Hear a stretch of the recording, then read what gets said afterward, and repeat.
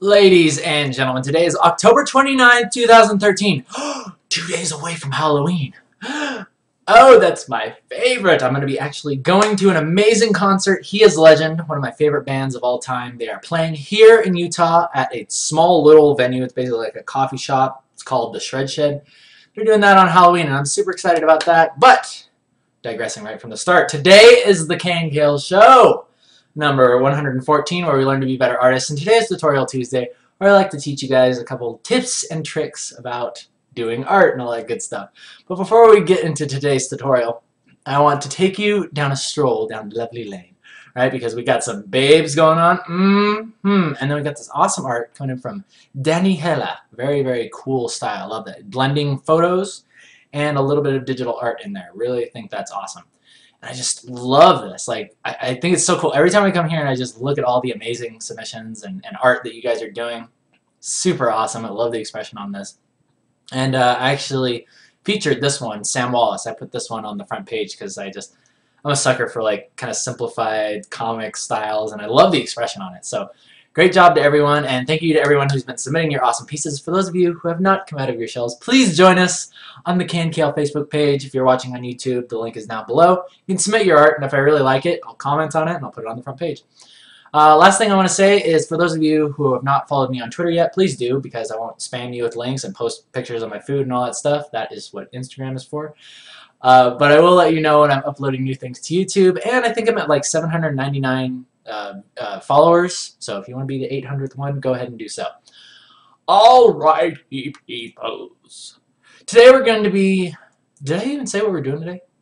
Oh man, that would be embarrassing. But anyway, just to recap, we're going to be adding color to a grayscale portrait. I'm going to teach you out there how you can do the same. Basically, you can lay out... The reason why I like doing this is I can lay out all the values, all the shadows and lights on a face without having to worry about color and like the gradations and the changes in hue and saturation, all those complexities that are within the skin. Instead, we just focus on value, we lay in shadows, figure out the character that we want to draw, and this character is actually something I'm working on for a freelance project. And my client is nice enough and awesome enough that he is willing to let me show my work on the air. So, we're going to be working on today is Marcus, and he's from a game called Pauldron Games. And this is like our little reference sheet. I've basically designed this character's face, as well as like kind of gone through some expressions for him and all that stuff. But now, what I'm going to do is basically coming up with a final render for him. Okay? So what I've gone ahead and done is, I've sketched out the face. You guys have seen me do so many of these grayscale sketches so many times that if you want to go back at one of the older episodes, I'm sure you can find something like that. But we're not so concerned about that today. What we're talking about today is how to add color to this. I'm going to show you how. Okay, so the first thing that you need to make sure that you do is a crucial part of laying out a portrait in grayscale is you have to make sure, like here, let me show you exactly how I lay it out. Is you have the background down here. In fact, let me do it this way so you can actually see all of Photoshop. Okay, so see down here how I have the layer above my background? I don't do that on accident, right? I do that on purpose because the reason why you do that is I do something called like an animation cell technique, where basically I'll create the line art and I'll create the lines and set the values. But then what I do is I like to drop the color behind it, right? So I'll drop the color behind the lines, right? See how this is sandwiched between the background and our line layer? This is how I go about adding color to a grayscale face at first. And another crucial point about keeping your line art on a separate layer is when you're done is you'll click this magical button right here which locks the transparent pixels, and then you're going to be able to go in here and you're going to be able to color the lines or color the values whatever color you want them to be. So let's say for some reason we wanted him to be like a light red, at some points, right? See how it just colors just the lines? Interesting. This is going to be coming into play a little bit later, but for now, just remember, keep your line art separate. Oh, and another thing that I want to tell you guys about is when you're painting this, when you're painting your grayscale thing, I hope this makes sense, but Basically, say you're painting a face, right? And I'll do a quick little example over here. Say you're painting a face, okay? And then, you know, this face has like some shadows on it, you know, and you're drawing in, you know, all your good details and all that stuff. All the details, and then you're like, okay, well now I want to add some shadow. So you pick gray, right? Here's what I want you to avoid doing. Do not shade your face with gray. Do not do that, but rather, the way that I want you to create gray on the face is to select, basically keep it all one color, right? To create gray, I want you to press lightly. Press lightly. And the reason why you do this is because if you paint, like, here's what happens. If you adjust the lightness on this, notice how it still retains the value of it, like the grayness to it. However, if you paint with gray, something terrible happens. So let's say, okay, well, we're going to shade this face with gray. Okay, so let's say, you know, like that, let's put a little bit of reflected light in there and all that good stuff. And oh, and even worse, painting with white, like painting white back into it. You're like, oh, I need to kind of drop the light back in here, right? Now watch what happens. Because those lines, because the white and the gray are all on their own layer, watch what happens when we lessen the lightness. See that? Now you get this stuff, and it's showing what's behind it, and it's not going to create the same type of animation cell technique that I'm going to be talking about today. There's still another way to do it, and that is to set it as multiply, but it still kind of doesn't work. It's kind of, yeah, I don't really like it. You have to mess around with it too much. So, basic point is, sketch with a dark color, and try not to paint with gray. Try to paint gray by pressing lightly with whatever color you're using, because once you're done, you can do this awesome trick right here. Let's say, I really like to start with a dark red, especially when I'm painting people's faces. This makes everything look a lot more natural. Let's go ahead and lock those transparent pixels and fill the entire thing. You just filled the entire thing, and because you locked it, it just colored the lines. And that's freaking awesome. Freaking awesome. All right. All right, so now we're going to go ahead and drop the color behind it. Now that you guys know how to set up and sketch properly, let's go ahead and drop in our masks or our color. So let's start with, I brought in this right here because I liked some of the transitions that were happening with the skin. But rather than do that, let's just start with this, and then I'll kind of discuss a couple things that I like to do with skin. So something that I really like to begin with is, you could say, say this guy has like peach skin, right? We're not going to go straight to peach. Something that I really like to do is I like to go sort of towards red and kind of darken it.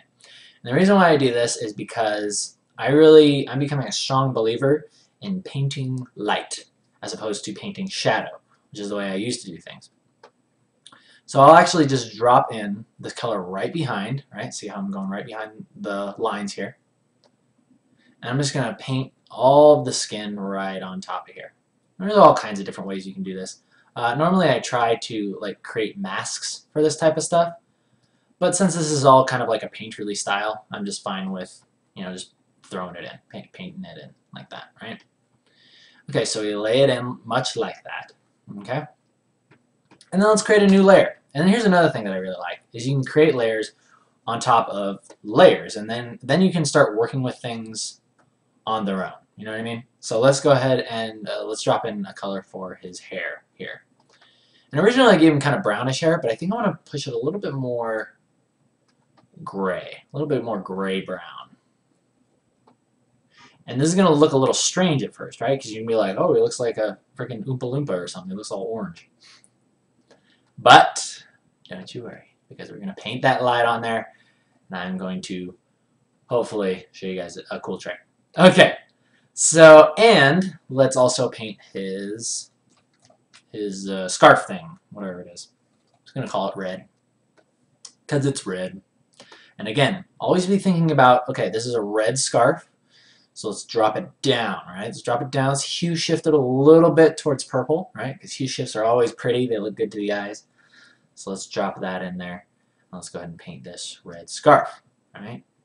All nice and dark. Nice and dark. Think about the unlit material, or the yeah, just the material in shadow, right, without the light on it. And you guys will be amazed with how this begins to affect your art once you start painting light as opposed to painting shadow. I wish I would have done this so long ago, right?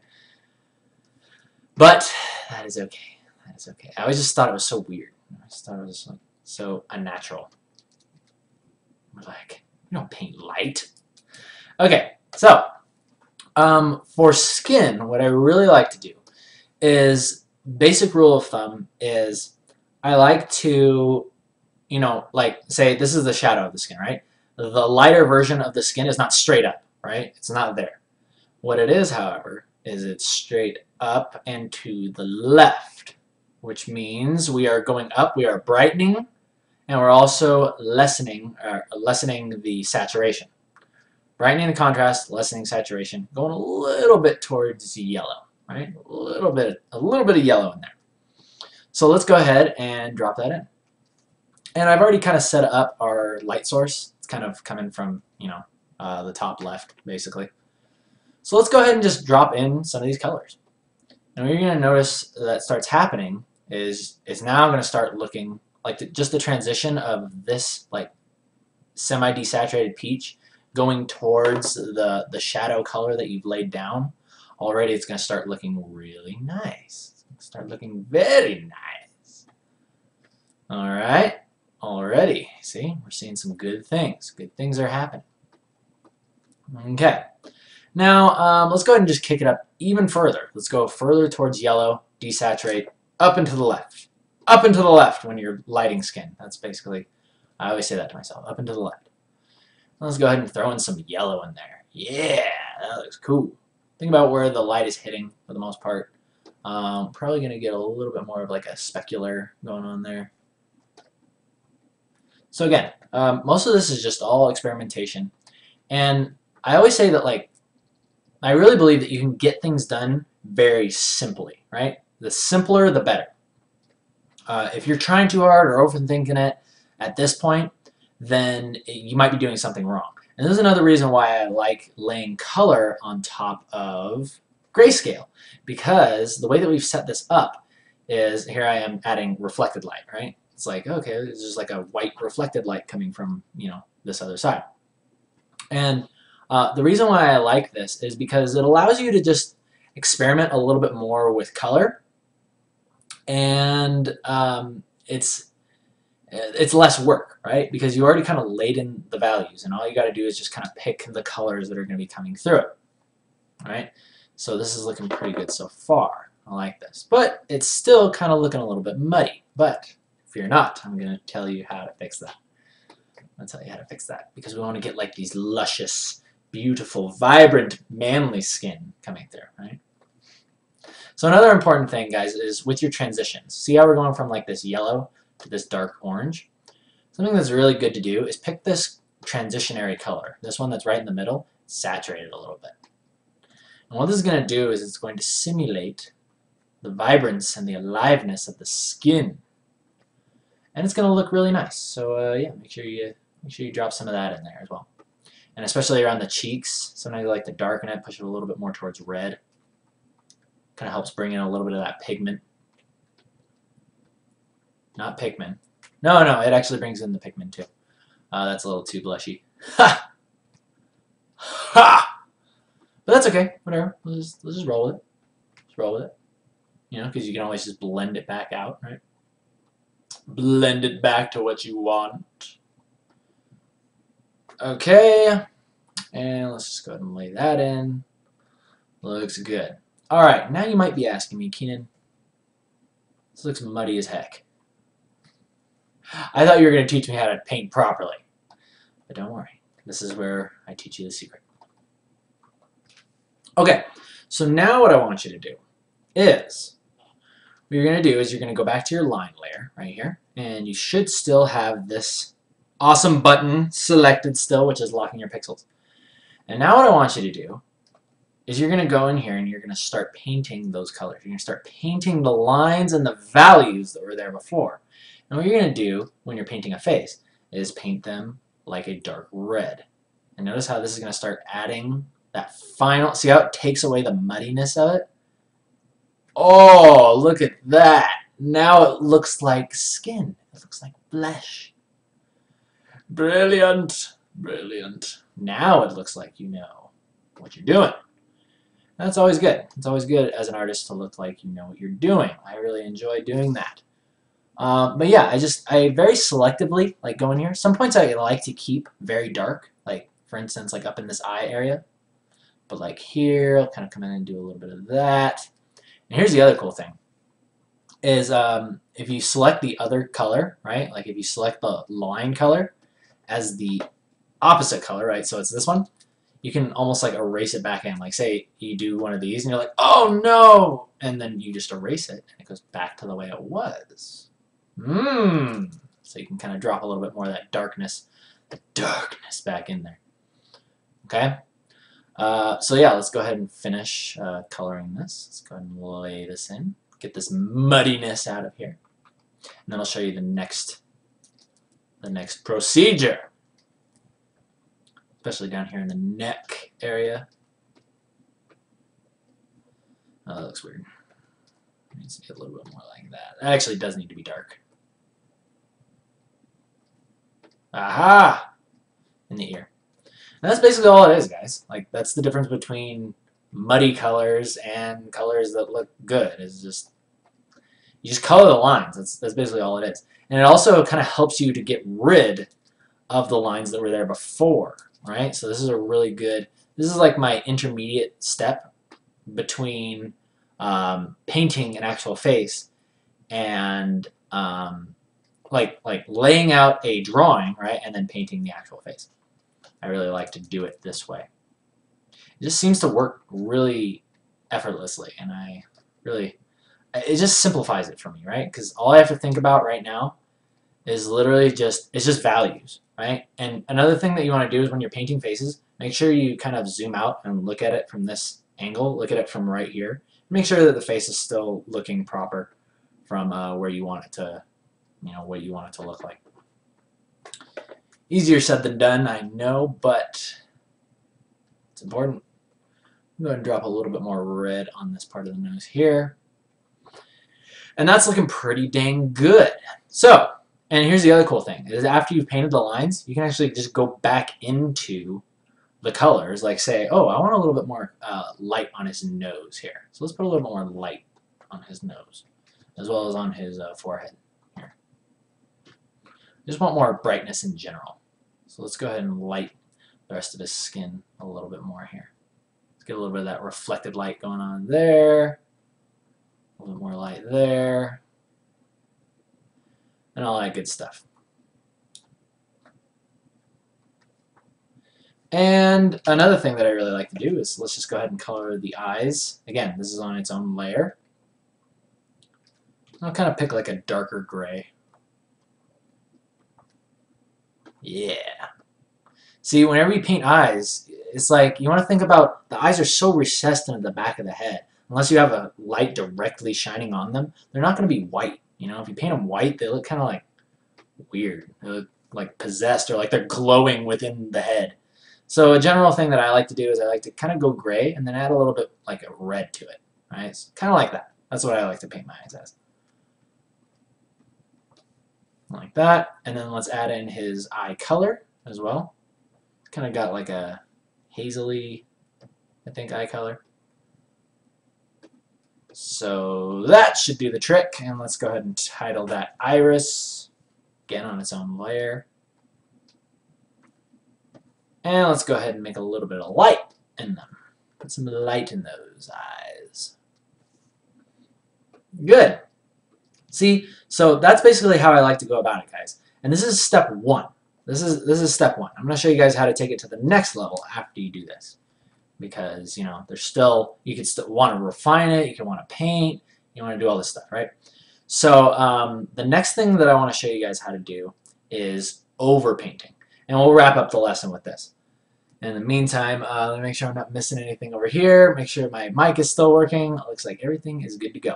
Alright guys, so the next point that I want to talk to you guys about is overpainting. Overpainting is very, very fun for everyone. However, I do still want to add a little bit more highlights on this thing. Let's go ahead and kick this thing up like right to there. Let's add some extra highlights. Oh, another thing that I want to show you guys also is, say you want to try something. Say you want to try something on the skin, like I'm about to do, like highlight. Always create a new layer whenever you want to try something new, and then like say, oh, I want to put a highlight on this nose. I want to have like a really strong light here and here and here. You know, see if I can get a little bit more vibrance into that skin, or a little bit more. It's a little bit more of like a reflective. I don't know what you want to call it. Lustrous, manly skin. Say you want to try something, right? And then you go back and you're like, for some reason you don't like it. You can always just deselect that, and then you go back to where you were before. And I do like this, so we're going to go ahead and keep that. Alright guys, so we're moving on to the next point here. I'm going to talk about overpainting. Overlord painting. So what you're going to do is you go to your line layer, aka the thing you just colored the lines on, and you create a new layer called the OP layer. It stands for overpainting, overpainting, or overpowered. It just overpowered my voice right there. Alright, so what you're going to do here, now that you are on the overpainting layer, basically you are the overlord, and whatever you say goes, right? Whatever you say is going to be the color, it goes. There's no more, hiding behind, the little line layer. There's no more color and lines. Like, this is the final product. So, you want to take your newly found power. You want to use it for good. And here's where I like to use the Alt-click method a lot. Basically, what that means is when you're using the brush and you click that little Alt button, automatically pulls up the eyedropper tool. Wow, that's awesome. What a great way to save time. And I'll just go ahead and just like grab the colors that I like and be like, oh, I really like what's going on here. I'll just grab that and start kind of like blending, right? And this is how I blend. I Alt-click, grab that color, blend it. Alt-click, grab that color, blend it, right? And then I'll just go about doing this, and I'll begin painting the face, right? I'll begin painting the face, smoothing things out. And the other really cool thing about this, guys, is, like I said, again, it's on its own layer, so you mess it up, right? The worst thing that could happen is you just take it away and you can go back to it, right? And oftentimes what you'll find me doing when I paint faces is I'll constantly be checking. I'll constantly be checking between the two, comparing the two, seeing what I like, what I don't like, and then adjusting accordingly. Like, say I just decide I'm going to blend this part of the forehead, right? Now I'm going to go ahead and just take off the OP layer, turn it back on. Be like, okay, did that help it? Did that create the effect that I'm trying to get? And if the answer is yes, then I continue, right? And I always do this whenever I always, and again, just like I said, whenever you're going to do something new or try something that you're not quite sure about, just make a new layer right over top of it, okay?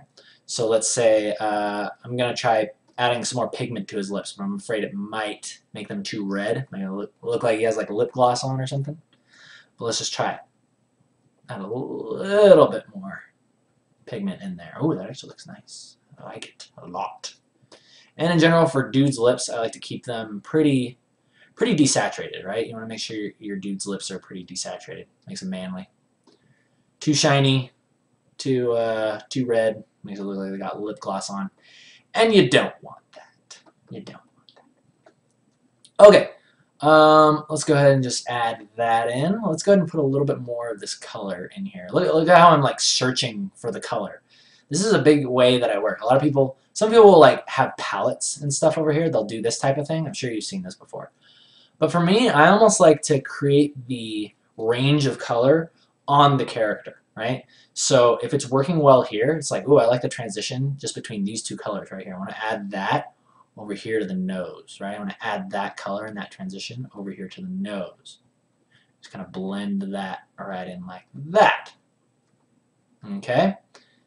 And again, this goes back to a lot of fundamentals that I've talked with you guys about reflected light, reflected light underneath the nose, all that good stuff. And basically what you're doing is you're just refining the drawing that's already there. And again, simplicity. That's why I like it. It's very, very simple. Easy to do. Easy to do. And it's really fun. It really is fun. And there's no risk. You can literally be as crazy as you want while you're painting this thing, and you can just go back to what it was. before. So yeah, I really want you guys to try this out for yourselves. It works really good for a lot of things, not just painting faces. I draw grayscale, and then I add color actually when I'm doing the comic now. In some of the panels, I do it that way. Just because of the fact that it works so well, and it's super easy to set up, and it's super simple, and it allows you to focus more on the things that matter, I guess, right? It's like you do the work in small chunks, and then you kind of like, yeah, you just like break it down into small chunks, as opposed to like, hey, I'm going to paint this face from scratch, and I have to think about what color I'm going to be using, how to create the form, all the hues and shifts and stuff that's going to be happening within this face. Instead, break it down into little things, be like, okay, these are the values of the face, these are the colors of the face, and now I'm just going to blend it, right? Super simple, super easy. Gotta love it. Okay, so, I'm just going through here, doing a couple things. Going to be blending and all that jazz. At this time, I'd like to open up question catapults. Please cast your questions over the castle walls, anything that you have for me. And they're going to be ending today's show. In the meantime, I want to show you something else that's really cool. Again, going back to painting color, painting light, rather. Check this out. We're on the OP layer, so we can basically just lay down whatever color we want. But imagine to yourself, okay, so what color is this red scarf going to be when light is hitting it? Like, what is the vibrant color of this scarf, right? And you pick that color and you just lay it down, and then look at that. It's just like, whoa, so awesome. It feels like there's so much power with just laying down the law like that. Yeah, feels good. So that's why I like to paint light. It gives me a nice power trip. And then again, more often than not, I find it just looks so good when you have transitions that saturate. Saturate your transitions. Like, see that? Saturate that transition. And that looks so cool. It just looks so like lustrous and like beautiful. All right.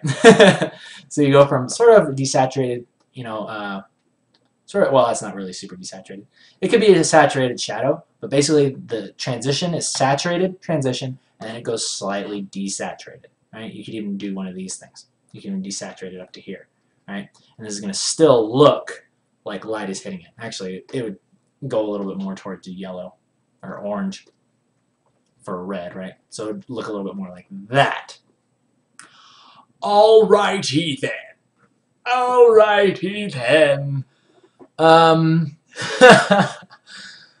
Let's see. Yeah. People talking about lip gloss. People saying this looks like Graves. Yes, I agree. Like, when I was drawing this, I was like, kind of looks like Graves. Like, I like that. Graves is a cool guy. Graves is a manly man. I like that. Okay. People asking if it's time for a shave. Yes, I was actually talking about this before the show, in the pre-show. And the reason why I haven't shaved today is because we're working on manly men today, and how would I expect to give a tutorial on drawing manly men if I don't have some semblance of facial hair, unkempt facial hair, right? So that's why I did not shave today. And I'm lazy. Next question. Most of these are all just statements. Oh, here we go. Aldiano is asking a great question. He's asking, do you use pen pressure, or do you ever manually change opacity and even flow? I feel like I'm still kind of confused on opacity and flow and pressure.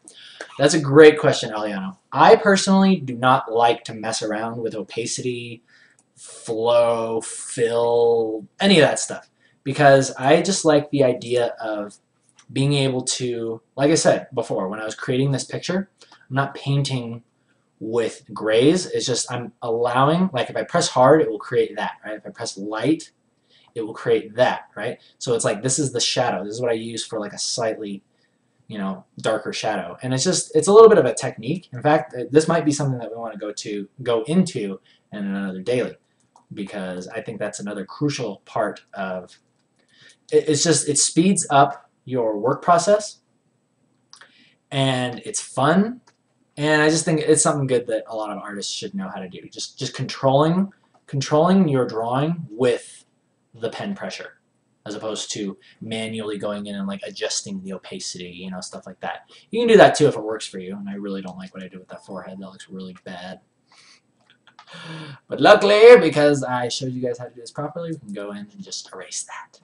Pretend like it never happened.